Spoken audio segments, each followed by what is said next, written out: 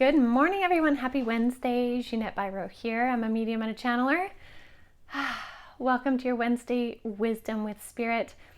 Every Wednesday, I tune into the energy of spirit through either mediumship or channeling. And again, I never know what it's going to be until I start. So just kind of roll with it. That's how I show up to every reading. Is I don't know what it's going to be until we start. And there's a certain fun about that. There's a certain kind of free fall like feeling that I get, and just this beautiful trust and surrender in the messages that come through. So if you're new to my channel, thank you so much for joining. If the messages are going to come through in the form of mediumship, I will have my eyes open and I will be kind of a bit like that interpreter, interpreting what I'm seeing, hearing, or feeling from my guides. If the messages are going to come through in the form of channeling, that is a bit of a deeper blend of energy. And so in that, I usually keep my eyes closed while I speak. And what's neat is I kind of remove myself a little farther out of the way and they can speak more directly through me. And what's neat is that I'm hearing it for the first time at the same time that you are. There's no interpretation. It's just kind of coming straight through me. There's nothing scary about it. My voice won't change, my head won't spin, none of that stuff. It's just a beautiful way that higher souls can communicate through. Usually it's the three guides of the light. However, I don't know what it's going to be. So I'm going to close my eyes for a minute here, tune in, and then we'll all be able to experience whatever it is that's going to come through. So just hold on 1 second here. There we go. I always have this stone in my palm when I do readings or channel. It's just a thing. So let's see what the message is.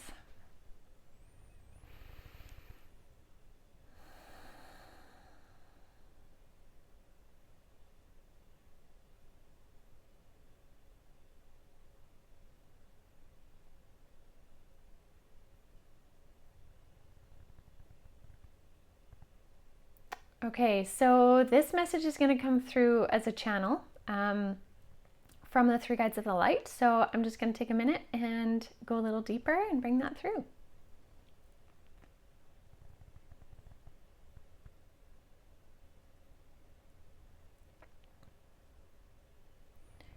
We are the three guides of the light, and we are grateful for the opportunity to come through and speak with all of you today.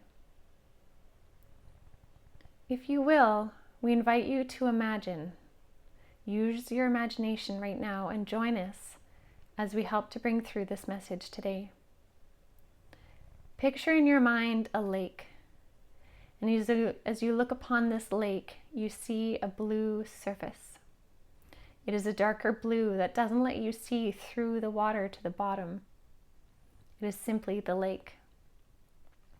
When you look at the lake, all seems still, but you know that there is a whole world of activity underneath that lake. For many of you, there is a fear of considering what might be underwater.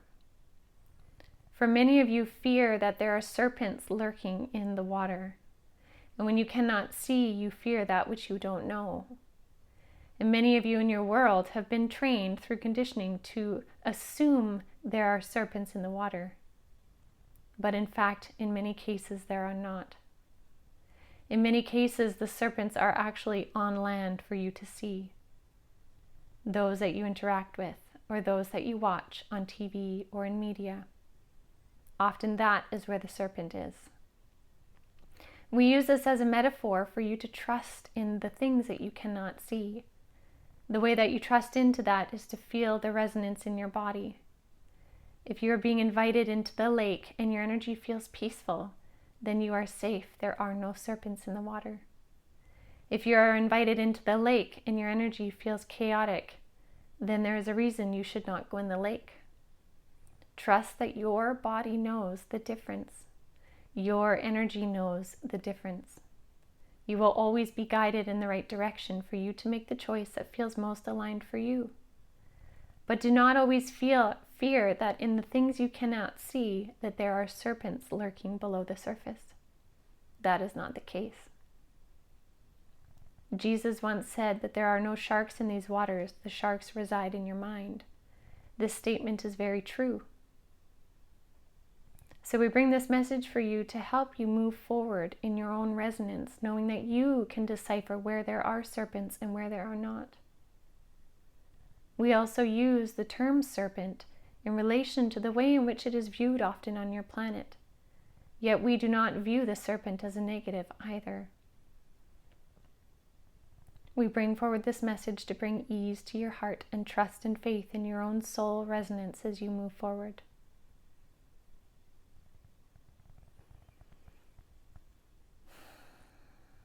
Beautiful. Now, one of the things I want to add, that towards the end of that, I was able to see that this message of discernment, essentially, which we talk about, is something that really is going to help us kind of cut through the muck or the weeds, or however you want to see it, to cut through with clarity so that we can see our path clearly. Because it seems like there are going to be more choices coming up soon. Now that we've kind of finished this gateway and all of this, we're stepping into more choices, actions, where we get to move forward and discern for ourselves which is the right way. So I find that really interesting that they're bringing it up. And I do like how they mention that the serpent is but an example based on our reality, because serpent energies aren't actually negative. They really represent consciousness, knowledge, wisdom, healing. I mean, think of the serpent, of the Kundalini serpent that moves up our spine, that awakens consciousness. Think of the representation of the serpents in Hermes' staff, which is often connected to the medical symbol, right? Healing, health, awareness. So notice where narratives for you are keeping you in fear or hesitation, and if that hesitation is valid, because there's times where it is and there's times where it isn't. Very interesting. And I also want to say another thing too, is they use the symbolism of the lake, and water often represents our emotional self. So sometimes when they're saying stepping into the water, stepping into our emotions, when we go into the emotions that come up for us, there may not be actually serpents in there waiting to bite us, right? When you step into the emotional waters of your being, it might not actually be scary. It might actually be very freeing. So there's another layer of symbolism in there as well, which I find really interesting, because Spirit often speaks in layers. So something to be said for that. Notice what narratives are kind of swimming around for you. Notice where you're hesitating to dive deeper into some of your emotional aspects. And also notice where in the next few days, maybe leading into the weekend too, where you're being confronted with choices, and feeling into the energy of it, the emotions of it, can really help you move forward and not be blocked by fear. So, wow, pretty amazing. So I'll leave that with you all. Thank you so much for joining me. As always, I sure appreciate it so very much. And I hope you all have a beautiful rest of your day. And I will see you tomorrow. Have a good one.